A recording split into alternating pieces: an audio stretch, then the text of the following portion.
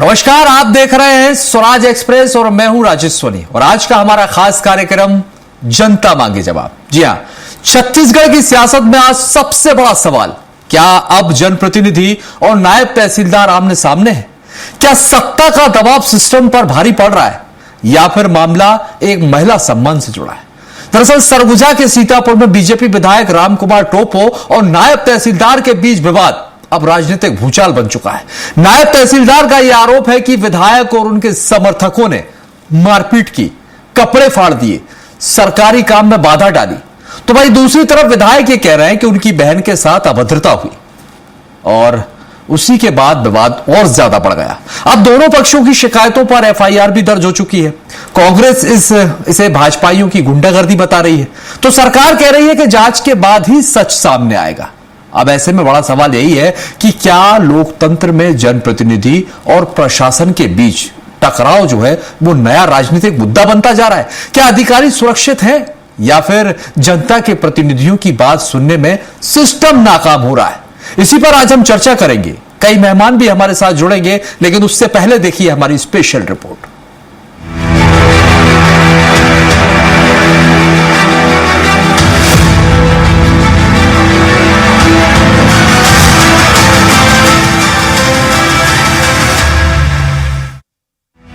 सरगुजा जिले के राजापुर उप तहसील कार्यालय से शुरू हुआ विवाद अब सियासी संग्राम बन चुका है। बीजेपी विधायक रामकुमार टोप्पो पर नायब तहसीलदार तुषार मानिक से मारपीट का आरोप लगा है।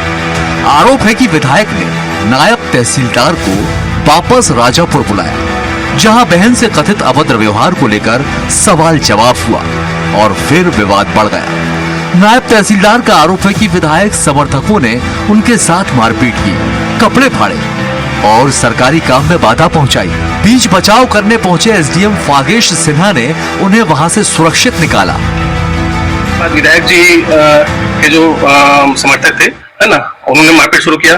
मारपीट करने के बाद विधायक जी ने मुझे हाथ पकड़े वापस लाया और मैडम को बुलाया, है ना, जो मैडम उनकी शायद बहन है, चचेरी बहन है ना, हमको जानकारी नहीं है ना, उनको विधायक जी ने पहले बताया ना उन्हें बताया मैडम ने। उसके बाद विधायक जी साइड में लाए। उसके बाद विधायक जी ने भी मुझसे हाथापाई की, है ना, मुझे मारा। और उसके बाद फिर एसडीएम सर ने बीच बचाव करते हुए मुझे वहां से जाने के लिए बोला, तो हम पुलिस गाड़ी में वहां से निकल गए थे। हालांकि विधायक रामकुमार टोप्पो ने मारपीट के आरोपों से इनकार किया है। उनका कहना है कि उनकी बहन के साथ तहसीलदार ने गलत व्यवहार किया था, जिससे समर्थकों में नाराजगी फैल गई। जबकि विधायक की बहन की शिकायत पर नायब तहसीलदार तुषार मानिक के खिलाफ भी मामला दर्ज किया गया है।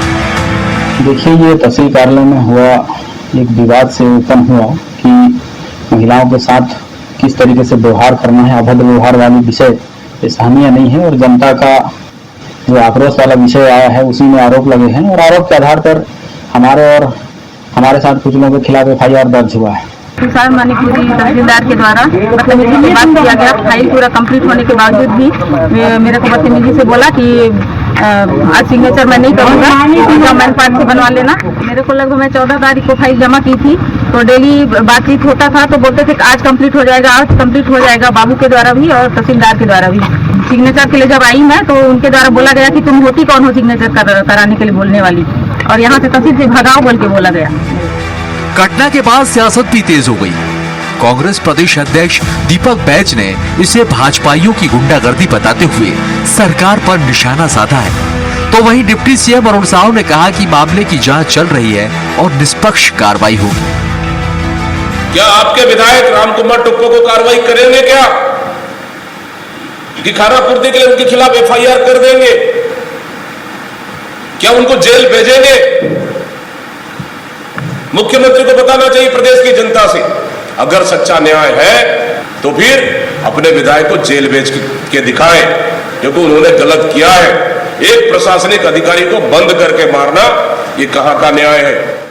मामला प्रशासन के संज्ञान में आया है, मामले की जांच हो रही है, जो भी है वो निष्पक्ष कार्यवाही होगी। देखिए, घटना की जांच होगी तो वास्तविकता पता चलेगा कि क्या हुआ था, क्या नहीं हुआ था। पहले से दीपक बैज जज बनने का काम ना करे। फिलहाल सरगुजा की ये घटना अब सिर्फ एक मारपीट या विवाद का मामला नहीं रह गई, बल्कि ये सत्ता, सिस्टम और सियासत के टकराव की बड़ी तस्वीर बन चुकी है।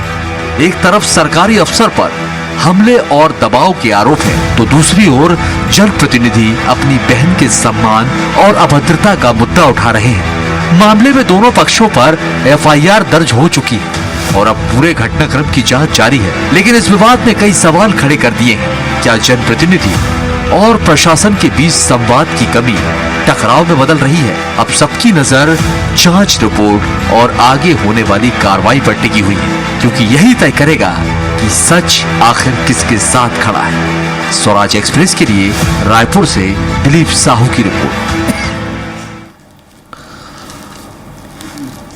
तो देखिए, सरगुजा तहसील के कार्यालय से शुरू हुआ यह विवाद अब सियासी संग्राम में बदल चुका है।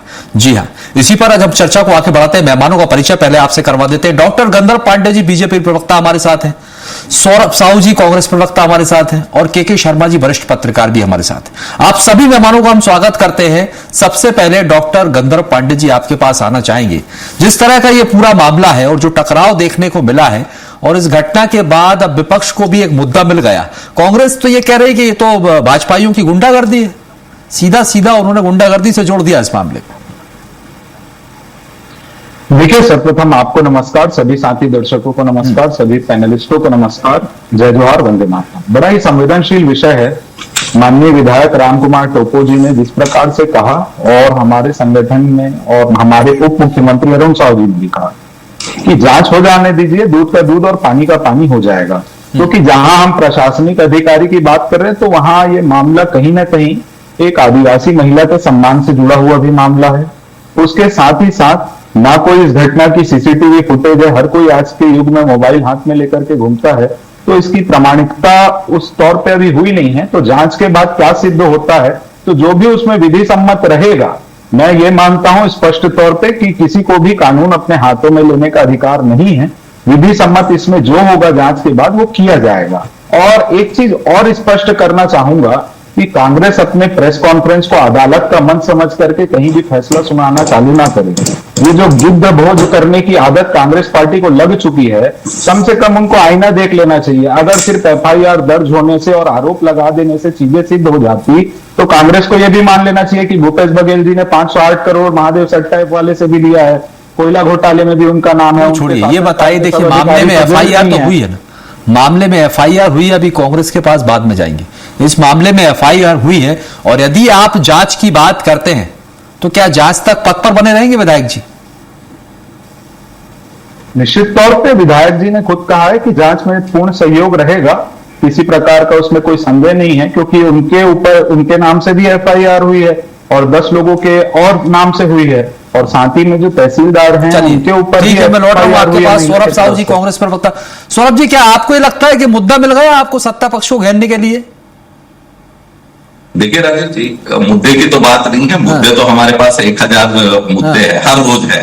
जिस हिसाब से भाजपा की सरकार यहाँ छत्तीसगढ़ में चल रही है, आप देखिएगा कि मुद्दे खोजने की जरूरत तो नहीं है कम से कम कांग्रेस को। यहाँ पर जो विषय है वो निश्चित ही आपको देखिए कि कांग्रेस बीजेपी के जो विधायक हैं उनके द्वारा की गई अराजकता है, उसकी बात है।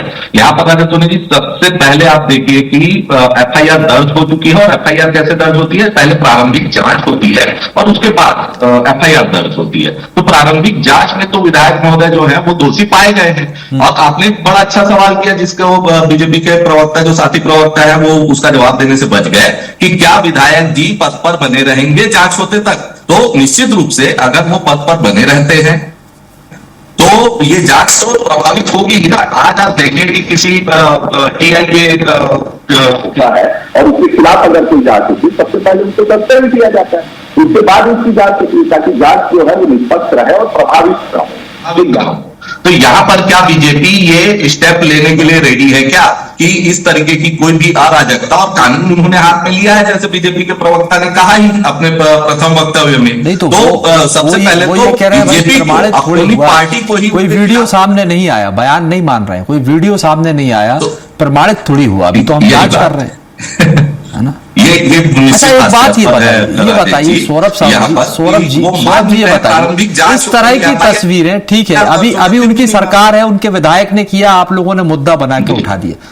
कांग्रेस के समय में सब कुछ ठीक था, वहां नहीं नेताओं और अफसरों के बीच टकराव होता था, इस तरह के हालात देखने को मिलते थे? तब भी तो यही सब तस्वीरें देखने को मिलती थी। आज आप विपक्ष में तो मुद्दा उठा रहे हैं। देखिए, यहाँ पर सत्ता में और जो ब्यूरोक्रेसी है उनके बीच में टकराव होते हैं, मतभेद होते हैं, लेकिन उसका जो समाधान होता है वो बातचीत से निकाला जाता है। कांग्रेस के समय में आप सोनी जी देखिएगा कि इस तरीके की कोई घटनाएं नहीं आती थी अफसरों के प्रति। अफसर अपना काम करते थे, जहां काम नहीं करते थे निश्चित रूप से उनको फटकार लगाई जाती थी, और क्योंकि उनको जो टाइट करने का काम है वो तो निश्चित रूप से सरकार का और सत्ता का होता है ना। तो कांग्रेस की सरकार ने वो काम अपना बहुत अच्छे से किया, लेकिन इस तरीके की अराजकतापूर्ण कार्रवाई कि उसको अपने कमरे में बुला करके किसी भी अधिकारी को उसको मारपीट करके कानून हाथ में लेना, ये वाला जो काम है ये कांग्रेस की सरकार में नहीं होता था, बातचीत से हल निकलता था। और ये कह रहे थे इनके जो वरिष्ठ नेता अरुण साहू जी ने कहा, प्रवक्ता महोदय ने भी कहा कि हम फैसला सुना रहे हैं, तो नहीं, इनके विधायक तो फैसला सुना दिए, उनको माना ना, और वो सीधे सीधे उनको सजा देने पे आ गए। चलिए ठीक है, कोर्ट के भी ऊपर हो गए, और ये हम पर आरोप लगा रहे हैं। ठीक है, के शर्मा जी आपके पास आना चाहूंगा, वरिष्ठ पत्रकार। रुक जाइए साहू जी, रुकिए। शर्मा जी, कैसे देखते हैं आप इस पूरे मामले को? क्या सत्ता का इतना संरक्षण है, जनप्रतिनिधि बेलगाम हो चुके हैं, और ये जो मामला सामने आया है समर्थकों की शय, किसकी शय है इन समर्थकों को? देखिए राजेश शर्मा जी, आप जानते हैं कि छत्तीसगढ़ में गुड गवर्नेंस, सुशासन को लेकर और भ्रष्टाचार मुक्ति को लेकर सरकार है, ये दो बड़े विषय को लेकर के, जिसमें मोदी की गारंटी भी कह सकते हैं। उसके बाद अभी बात आती है सरकार की जिम्मेदारी दोनों ही है, विधायक के सम्मान की रक्षा करना और प्रशासनिक अधिकारी के दायित्वों के निर्वहन में बाधा ना हो, यह भी उनकी सरकार की जिम्मेदारी है, दोनों को संरक्षण देना। किसी एक पक्ष का साथ नहीं दे सकती सरकार। जो निष्पक्ष जांच की बात हो रही है, किस स्तर पे जांच हो रहा है और क्या प्रभावी जांच नहीं होगी, और इसके साथ ही साथ जो दोषी है उस पर कार्रवाई की। तीसरी चीज है व्यवस्था को लेकर, क्या जब सुशासन की बात हो रही है तो समय सीमा में काम नहीं होना चाहिए, वो किसी का रिश्तेदार हो, विधायक का या ना हो, जिस दिन उसको काम के लिए आता है तो आक्रोश की स्थिति क्यों पैदा होती है? जो टाला गया, जैसे अधिकारी का आप बयान भी सुना रहे हैं कि उसमें कह रहे हैं कि मुझे जानकारी दी थी कि उसकी बहन है। तो बहन रहे ना रहे, समय में आम जनता के हिसाब से काम होना चाहिए। आज भाजपा विधायक की आप देखेंगे कि वो जिस क्षेत्र से जीत के आया है, वो अमरजीत भगत को पराजित करके, हर पहली बार कांग्रेस वहां पराजित हुई, पहली बार 1951 से अब तक। और ये एक सैनिक है, पहली बार भाजपा ने एक सैनिक को मैदान में उतारा और वो जीत के आई है। कि युवा जोश भी कह सकते हैं क्या? और जो जांच की बात है, जो गड़बड़ी की बात आ रही है, अधिकारी के खिलाफ कार्रवाई को लेकर क्या विधायक ने फोन में बात करके काम करने के लिए चर्चा की है कि नहीं की? कि डायरेक्ट जो हमला हुआ उसको लेकर के बात है कि लोगों में इतना आक्रोश था क्या? जिस ढंग से सॉल्वेंसी सर्टिफिकेट की बात हो रही है, क्या इसके कोई समय सीमा तय है क्या? किसी भी प्रशासनिक सुशासन की जब बात होती है तो समय सीमा की बात होती है, कितने समय सीमा में कौन सा काम कब पूरा होगा। ये व्यवस्था की बात है, व्यवस्था में कहीं ना कहीं कमजोरी क्रियान्वयन, नीति नियत क्रियान्वयन। तो नीति नियत भाजपा की स्पष्ट है, लेकिन क्रियान्वयन को लेकर जो बात आ रही कहीं न कहीं इसमें कमी है क्या? इसको ढूंढने की आवश्यकता है। केवल विधायक और अधिकारी के विवाद से जुड़ करके देखने की जगह में व्यापक विचार की आवश्यकता है कि इस ढंग से टकराव निश्चित रूप से तो बहुत सारे विधायकों को, जनप्रतिनिधियों को फोन पर आप वीडियो भी आजकल आ जाता है कि उसको धमकाते चमकाते आता है काम को लेकर के या तमाम प्रकार की बातों को लेकर। तो इसमें यह है कि ईमानदारी से काम होना चाहिए, दोनों की जिम्मेदारी है, दोनों को संरक्षण देने का काम सरकार को है। आगे सरकार इसमें किस ढंग से कदम उठाती है, क्या प्रशासनिक लचरता की कमी भी है उसमें सामने आता है? एक सवाल और मेरा ये बनता है, चलिए यहां पर ये जो मामला सामने आया, डॉक्टर गंधर्व पांडे जी, अगर आप ये कह रहे हैं कि देखिए आप ये सब जांच का विषय है, हम मान लेते हैं अब लंबी जांचें चलती रहेंगी, अब मामला जांच पे भी अटकता रहेगा, लेकिन यही गलती अगर किसी कांग्रेस के विधायक ने की होती, किसी जनप्रतिनिधि ने की होती, तब आप लोग क्या करते? पुरजोर तरीके से इस मुद्दे को उठाते आप लोग। सर्वप्रथम मैं स्पष्ट करना चाहूंगा, अगर यही गलती कांग्रेस के आपने विधायक की तो बहुत बड़ी बात कर दी। अगर किसी कांग्रेस के कदने से कार्यकर्ता ने की होती तो भी एफआईआर नहीं होता। इसका उदाहरण मैं आपको दे सकता हूं। भरे कोरोना काल में रायपुर के महापौर का भतीजा, मैं ये कह रहा हूं अभी तो सरकार आपकी है, कैसे एफआईआर नहीं घूम रहा था? सरकार तो आपकी है ना। हमारे समय हमने ठीक है। किया FIR, मैं आपको धाराएं बता सकता हूँ, 221, 221 ब और विभिन्न प्रकार के 4-5 धाराओं में FIR हुई है। तो ये हमारी सुशासन की सरकार की प्रतिबद्धता को दिखाता है कि न्याय विधि सम्मत जो है वो जांच के बाद जो भी पक्ष हो उसको मिले। पर जहां आपने कंपैरिजन की बात की, तो कांग्रेस तो केवल अपराधियों को और अपने कार्यकर्ताओं को संरक्षण के लिए तल्लीन हो जाती है।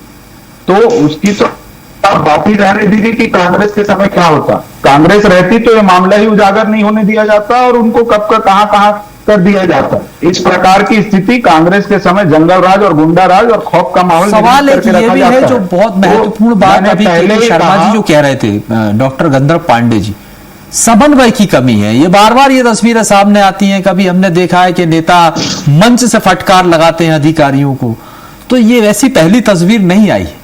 ये लगातार कई बार ऐसे तो क्या क्रियान्वयन ठीक तरीके से नहीं हो रहा है या समन्वय नहीं बन पा रहा है अफसरों और नेताओं के बीच, जनप्रतिनिधियों के बीच? क्या वजह है इसके पीछे, क्यों नहीं हो पा रहा है?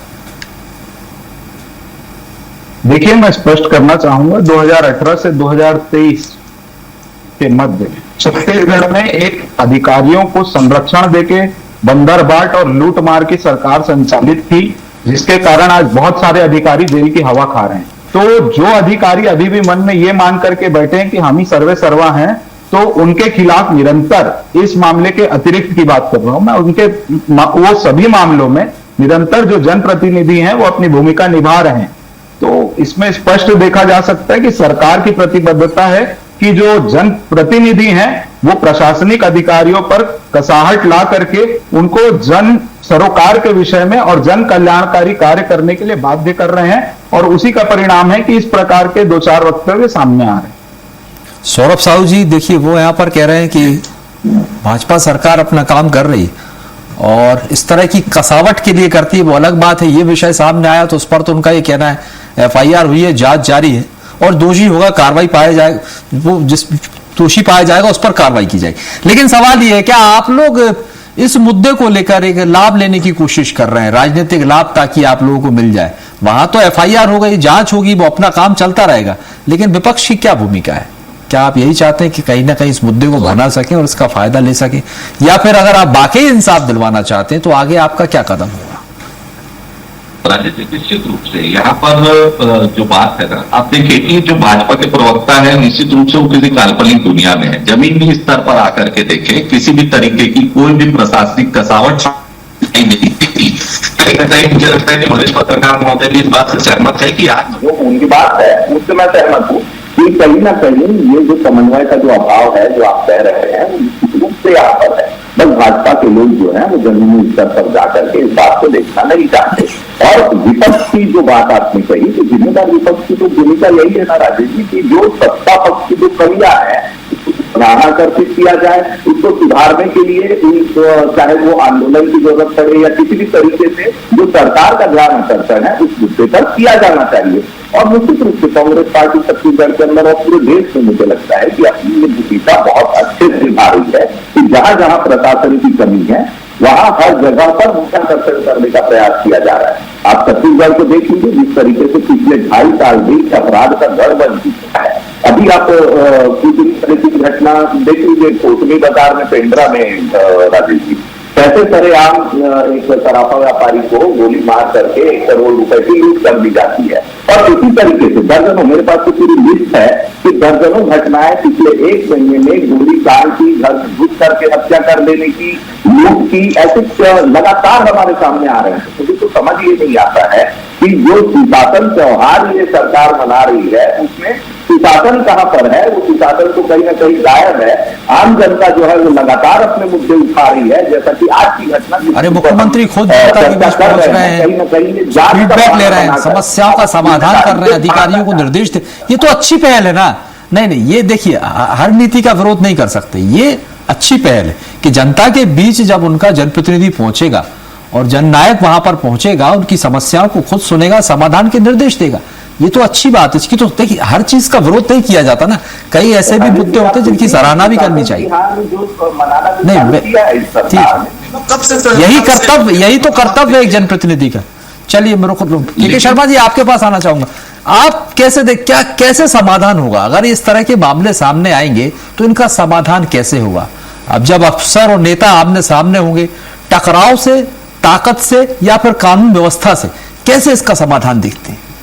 राजेश जी, सबसे महत्वपूर्ण बात है सुशासन के लिए हमने कहा, और यही महत्वपूर्ण लाइन है कि जनप्रतिनिधि और जब अधिकारियों के बीच में बेहतर सामंजस्य होगा तभी जनहित के कार्य संभव होंगे। ये टकराव को लेकर के जनता को नुकसान होगा। दूसरी चीज है, विधायक की जिम्मेदारी यह है कि अधिकारी को संरक्षण दे, और भीड़ के बीच में यदि कोई अधिकारी फंसा, यदि एसडीएम वहां पे नहीं होता तो क्या स्थिति बनती? विधायक ही यदि हमला करने लगे, यदि जांच का विषय है, लेकिन जो यदि विधायक ही आक्रामक हो जाएगा तो अधिकारी वहां से बच निकल गया, ये बड़ी बात हो गई। तो इस ढंग से क्या नए विधायक जो आए हैं, भाजपा एक प्रशिक्षण अनुशासित और पार्टी कहलाती है, तो इस ढंग से क्या अनुशासन या इस ढंग से विधायकों को भी एक ट्रेनिंग की आवश्यकता है क्या? किस ढंग से आपको व्यवहार करना चाहिए? जनहित के काम में यदि टकराव होगा, अधिकारी समय पर काम नहीं आएंगे, उस विधायक के क्षेत्र में किस ढंग से आगे काम बढ़ सकता है? क्या अधिकारियों में यदि आक्रोश पैदा होता है, या विधायक जो काम कर रहे हैं वो सही है? एक दबाव के बाद मुझे लगता है कि सामंजस्य की आवश्यकता है।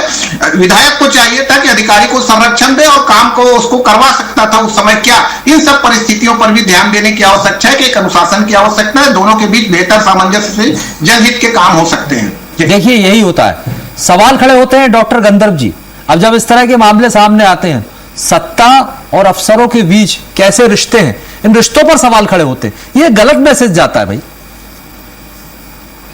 देखिए, सत्ता और अफसरों के बीच के रिश्ते की जहां तक बात है, तो मैं नहीं मानता कि छत्तीसगढ़ के इतिहास में ऐसा कभी शासन आया होगा जैसा कि माननीय विष्णुदेव साय जी के नेतृत्व में अधिकारियों के ऊपर जो बेलगाम अधिकारी 2018 से 2023 के मध्य हो गए थे, इस स्तर पर और इतनी आक्रामक और इतनी प्रभावशील कार्रवाई, चाहे लाइन अटैच कानूनी तौर पर तय होना चाहिए, ना कि समर्थक मारने में जुट जाए। ये तो सही नहीं है ना। अगर गलती हुई भी है तो उसके लिए कानून है। देखिए, जहां तक सामंजस्य की बात है, कानून की बात है, समन्वय की बात है, तो निश्चित तौर पे सभी जगह विभागीय स्तर पे सामंजस्य और बाकी चीजों को स्थापित करने का पूर्णतः प्रयास किया जा रहा है। पर उसके बाद भी कुछ ऐसे मामले हमारे समकक्ष आ रहे हैं, या कुछ जगह देखा जा रहा है जो अभी भी कार्यरत अधिकारी हैं वो पूर्ववर्ती सरकार के तौर तरीके को पालन करने की कोशिश कर रहे हैं, इसलिए ऐसे 2-4 मामले सामने आ जाते हैं। और ये जो विषय, ये जांच का वही तो है, ये मामले ही सामने नहीं आना चाहिए। जब कहा जाता है अनुशासनात्मक पार्टी है भाजपा, कैडर है आपका, फिर क्यों इस तरह की हरकतें सामने आ रही हैं? क्यों ये मामले सामने आ रहे हैं? तो ये चूक है ना कहीं ना। आप लोग लगातार प्रशिक्षण शिविर चलाते हैं, सारी बातें हैं, उसके बावजूद भी विधायक अगर बेलगाम हो जाए तो सवाल उठेंगे, लाजमी है सवाल यहाँ पर। देखिए, वो फैसला तो न्यायालय लेगा कि विधायक ने क्या किया क्या नहीं किया, वो जांच का विषय है। ठीक, मैं बार बार यही कहूंगा कि इसको अदालत का मंच ना बनाए। जो फैसला अदालत को, न्यायालय को करना है उसको करने दीजिए। जहां जांच होनी है पहले जांच हो जाने दीजिए, क्योंकि कांग्रेस पार्टी का तो काम ही यही रह गया कि जहां पर आरोप लग गए वहां गिद्धबोझ करने पहुंच जाओ। ठीक है, जांच का इंतजार करना होगा। आप सभी मेहमानों का बहुत बहुत शुक्रिया हमारे साथ इस चर्चा में जुड़ने के लिए। तो आपको बता दें कि जो ये मामला सामने आया है, इसके बाद यहां पर विवाद सिर्फ विधायक और तहसीलदार के बीच टकराव भर नहीं रह गया, बल्कि इसने सत्ता और सिस्टम और राजनीतिक मर्यादाओं पर भी कई सवाल खड़े कर दिए। अब सवाल यही है कि क्या जनप्रतिनिधियों का गुस्सा कानून से ऊपर हो सकता है? क्या प्रशासनिक अधिकारियों को राजनीतिक दबाव का सामना करना पड़ सकता है? ऐसे ही कई सवाल हैं जिनके जवाब जांच के बाद सामने आएंगे। लेकिन इस पूरे घटनाक्रम ने छत्तीसगढ़ की राजनीति को जरूर गरमा दिया है। फिलहाल के लिए हमारी इस बहस में इतना ही, और आगे भी खबरों का सिलसिला लगातार जारी है। आप देखते रहिए स्वराज एक्सप्रेस।